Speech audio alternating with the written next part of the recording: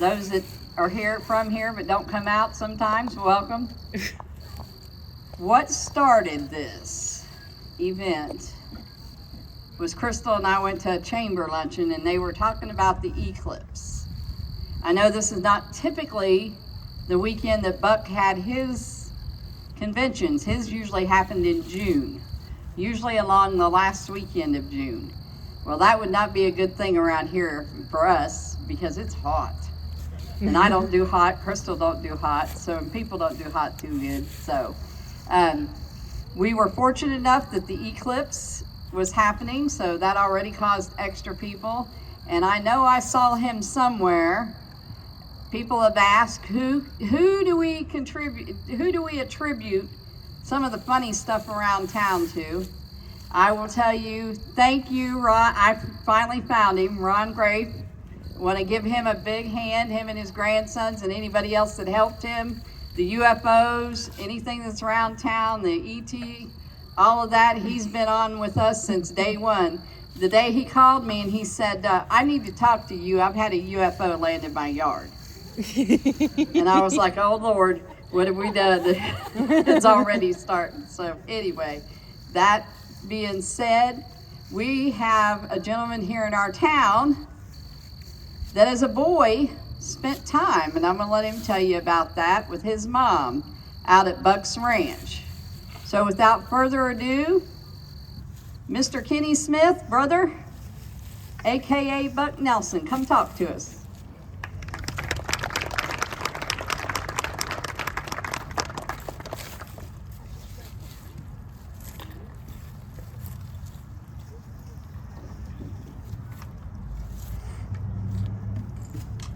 Good afternoon.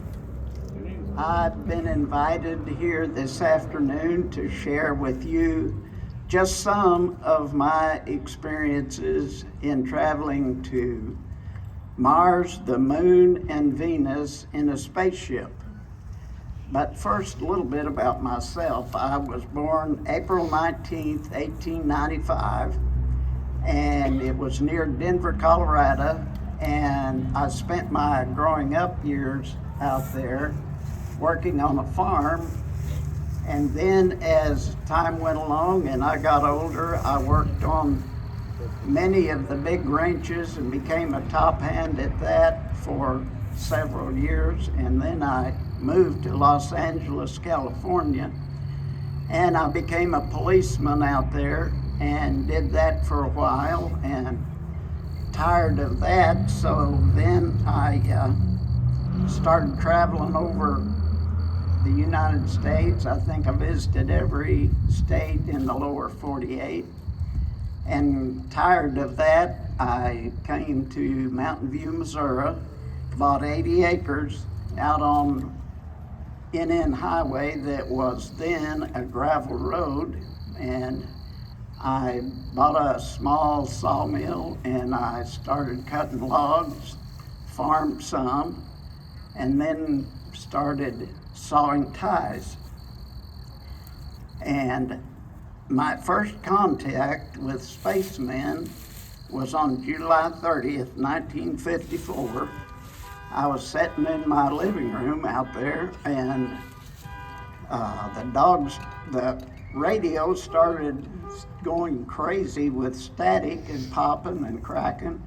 So I got up and went to the back door to see what was going on. The dog was barking really crazy and my horse was running around in the pasture out there. And I looked out the back door and looking over the yard, I couldn't see anything unusual. And then I just noticed something and looked up, and there was this disc-shaped object up in the air over the backyard, and there were two more of those things, as I called them, high up in the sky. And I had never heard of flying saucers at that time, so things is what I called them. And I stepped back in the house and got my camera and a flashlight, and I took 3 pictures of those things, and then I shined my flashlight up at the one that was lower there above the house as an offer for them to land, and they took it as a threat, apparently, and they shot me with a real hot ray of some kind that knocked me down behind a barrel, rain barrel, that I had behind the house to catch water, to launder clothes and do dishes and things like that. And I laid there for a while, and those things didn't make much noise at all, so I kind of peeked around and made sure they had left. And now I had been bothered with back trouble for 15 years and neuritis in my side, and so when I was sure they were gone, I decided I would try to get up, and it was always really painful to get up off the ground or off of the floor at that time because of my back problem. And as I started to get up, I noticed I wasn't hurting. My back wasn't bothering me at all, and my neuritis in my side was gone, and my eyesight had been restored. So I got up and I went back in the house and pondered on what I had seen. And like I said, I'd never heard of spaceships and stuff. And my second contact then with those things was on about 6 months later, on February the 1st, 1955, at 12 noon. They came and circled over the house, and then with some kind of a PA system, they asked if I was friendly, and I answered them and told them yes, and they asked if they could land at the springs down below the house many times if necessary and get water. And I assured them that they could, and they thanked me. They didn't land this time, but they thanked me and said they would return later.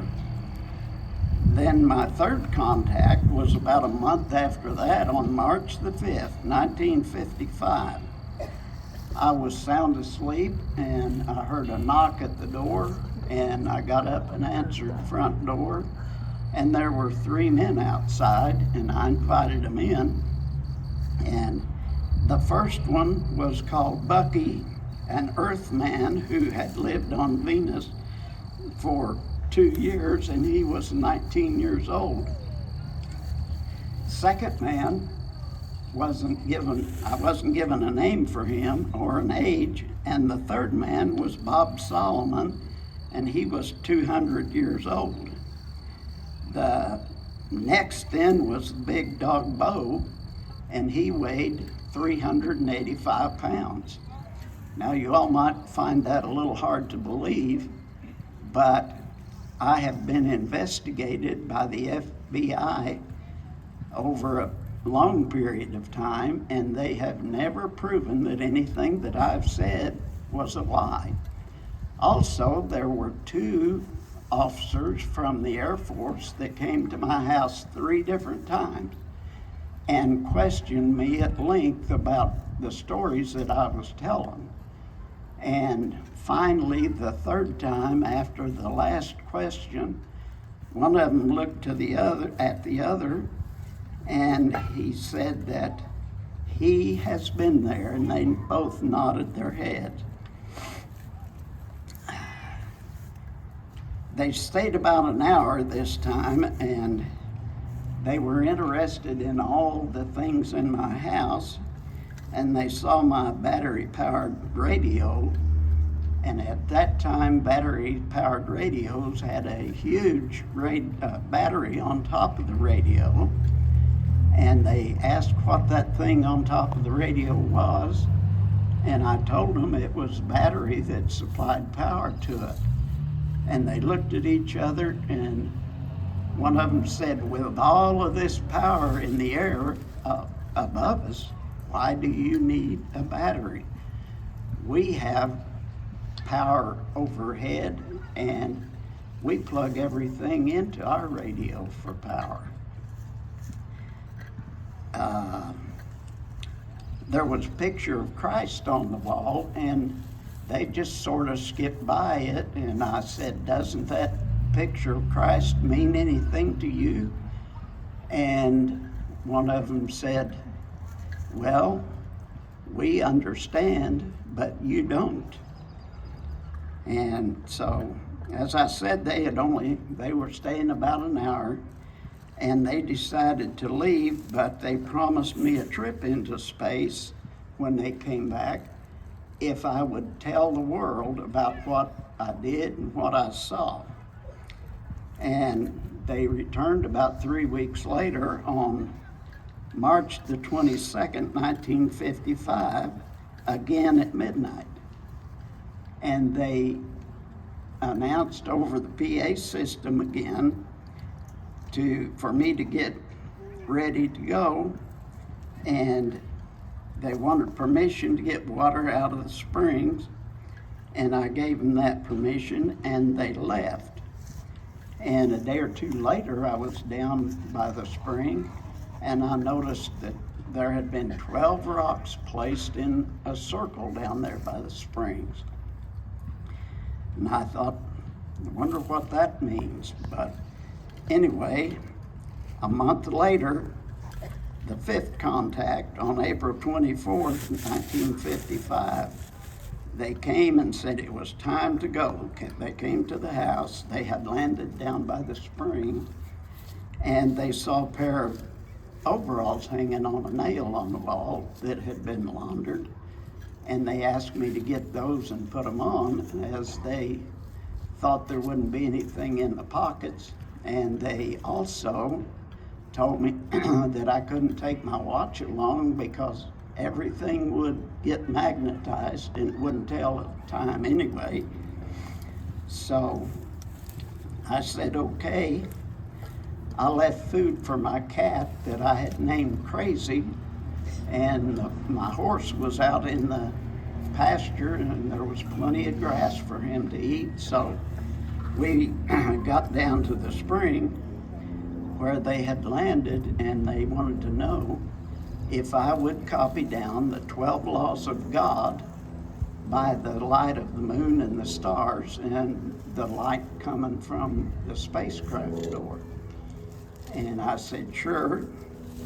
So I copied those down, and Bob Solomon asked me, does it mean anything to you to copy our laws of God down out here by the light of the moon and stars? And I said, yes, it makes me feel close to nature and to God.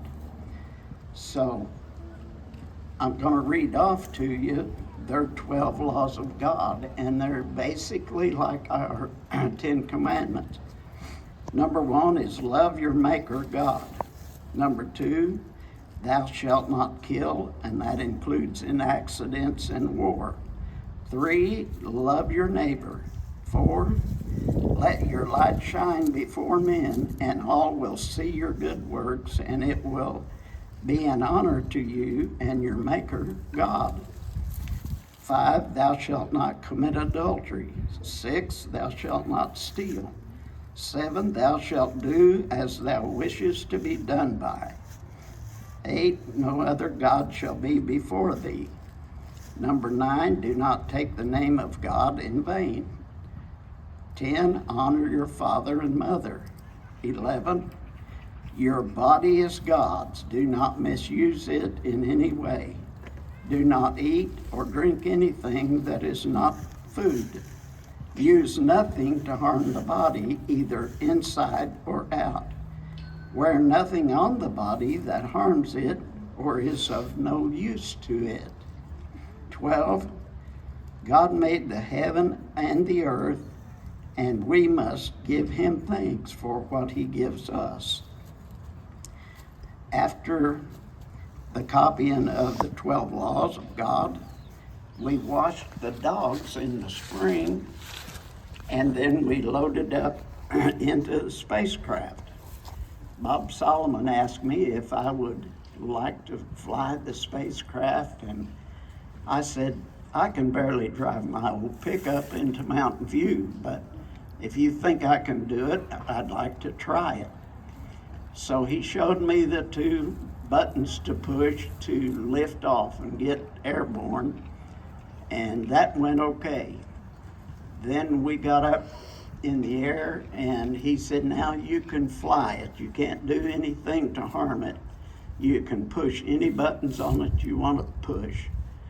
And I did. And I had that thing upside down and sideways, every which way. And after a little while then, Bob took control, and he set the automatic air pressure for going to Mars. When we got close to Mars, he tilted the ship where I could see out, and I could see streams and things like that. And then when we got down pretty close, he tilted it again, and I could see cows and horses and things. We then landed on Mars, and we were 20 feet from the door of one of the rulers' homes. They fed us a great meal. The building that he lived in was made out of rocks that came from the moon. We were on Mars now, but the rocks had come from the moon for building the building. I basically looked like the people there, and I was not introduced as a person from Europe or from Earth, so they had no idea that I was not from there. The reason that they use rocks from the moon is because the older planets up there, the rocks have all disintegrated into the soil, so they don't have rocks to build with. There was no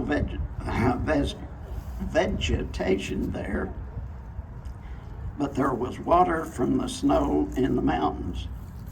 And they told me at this point in our just general conversation that the Earth was the only planet that didn't travel from planet to planet. We traveled to a second stop on the dark side of the moon, and there were rivers and lakes. You couldn't see very good because it was real hazy, but there were buildings there. And we had another good meal, and it seemed that sleep was really necessary in space. So we slept some, and then I asked them if I could take a walk outside, and they said yes, I could, but be careful and not get lost. And I started for the door, and the big dog Bo, I didn't see any hand commands, nor did I hear him give him any verbal commands, but he jumped up, followed me out the door, and we walked a ways, and the big dog Bo played with the kids some, and one of them even rode on his back for a little while. And then I returned after a short time, and we re-entered the spaceship for Venus. We had slept a lot again on the travel to Venus, and since I had no watch with me, I lost all track of time. We made 2 stops on Venus, both of them at rulers' homes, and we were fed good meals in both places. The meals consisted of meat, milk, eggs, fish, corn, and salads. At this stop, the ruler, when we were introduced to him, was in a pair of overalls, and he was painting a picture. There are no roads on Mars, but they do have cars. The cars have no wheels. They float on the air 3 to 5 feet off the ground. Now, that seemed kind of hard for me to believe, but they did. And if you think of today, when you look on the internet, you can see drones in the air that has cameras on them that they take pictures with. And recently, in looking on the internet, I've seen drones that are big enough for one person to ride in, and they lift off and go across the ground. Now, these cars are not for space travel from planet to planet. They're just for local travel. They have no roads, as I said, no police, no crime, no jails, no government buildings, and no wars. So since there's not a lot of government costs, guess what? They pay no taxes. They only work 1 to 3 hours per day. We were there about 20 minutes. The clocks here on Venus show 17-hour days and 17-hour nights, but their hour compares pretty much to an hour here. And then we got prepared to leave to come back to Earth. Our return to Earth occurred at midnight on April 27th, 1955. Day of the week, the next morning, I got from the radio, but I didn't have a calendar to show me the date. So I got my old pickup and drove into Mountain View the next day and went to the bank and got the date from the little calendar that they keep, a daily date. And I couldn't believe that I'd been gone from Earth such a short time. So I checked with the banker and asked him if he had that date set right. And he looked at me kind of funny and he said, well, of course I do. So from that, I determined that I had been gone from the Earth 3 days, 2 nights, and 2 half nights. This was my only trip into outer space, but I'm hoping to take another trip sometime in the future. Some facts about space. On Mars, the Moon and Venus look like Earth people, but in general, they're much better looking than we are here. They wear no neckties. They have no buckles or beads, earrings, bracelets, or anything like that. They have very little sickness because of their food that they eat. It's not canned or whatever. So there's very little sickness. Now, as far as flying saucers, I had my first spacecraft convention on my place, Northwest Mountain View, in 1957 in June. We had a few people, but my second convention was in 1958, and there were over 2,000 people in attendance. Pardon me, one from every state in the Union and one from Canada. And as Kenny Smith, I did spend time out there. My mother had a hamburger stand, and she made pies at home and made hamburgers out there on Buck's place. And I was 13 or 14 years old, and I spent the night out there in her hamburger stand to make sure nobody carried off the soda pop and things that she had there, and slept on the floor. And it was not a wooden floor, it was just rough oak shacks that Buck had either built or had built there for people to use. Hers was not the only hamburger stand out there. pardon me, there was a bandstand that he had built out there, and there were people that played music there, and there were a lot of people that got up in the bandstand and told of their experiences going into outer space. I really didn't listen to them. I'm sure I was off throwing rocks or something at the time. But anyway, it was quite an experience. Thank you all.